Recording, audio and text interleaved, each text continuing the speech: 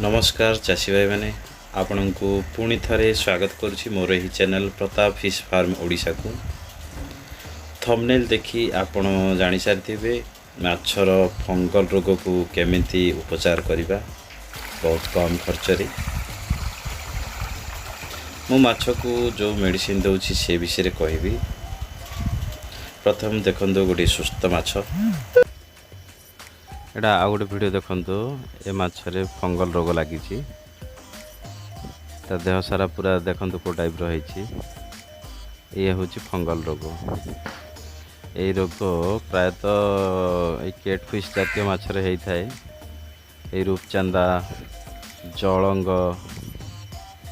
जोड़ा पंगास का जाए माने काती नथिबा माछड़ा को ए रोग जल्दी होई थाए।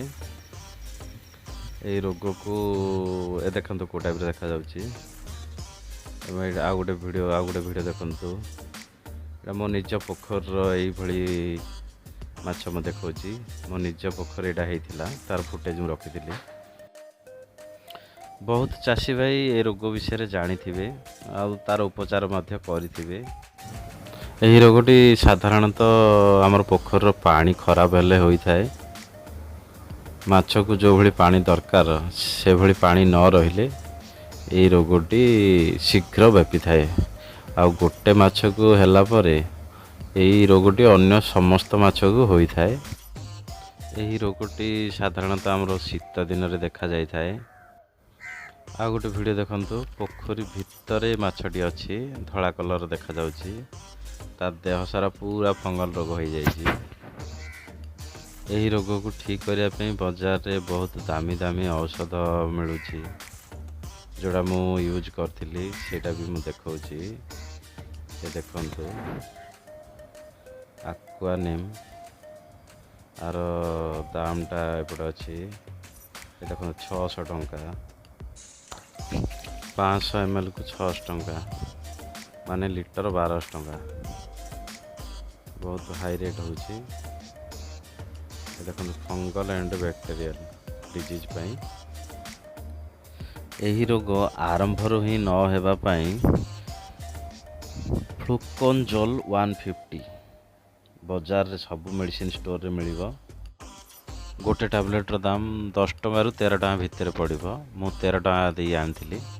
केजी दाना नेबे 1 केजी दाना रे गोटे टैबलेट मु एठी नउची 2 किलो दाना 2टी टैबलेट देखंतु। ए मोर छोटो दाना अछि एटा आधा किलो सेटा होची 1.5 किलो। तापरे आपण पानी नेबे गोटे गिलास पानी नेबे एथिरे टैबलेट पकेइबे भल भाबरे ताकू मिश्रण करिवे।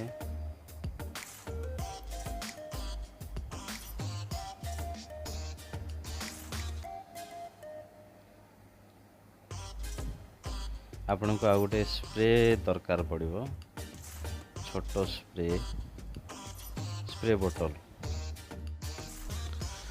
स्प्रे बोतल रे एही औषध पानी को रखिबे। रखिला परे दाना उपरे स्प्रे करिवे।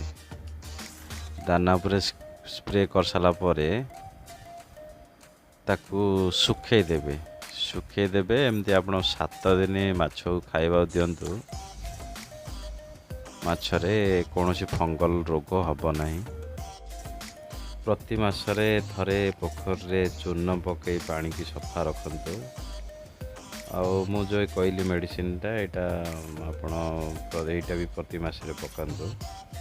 आपणको माछ ठीक ठाक रहिबो कोनोसी फंगल रोग हेबो नाही।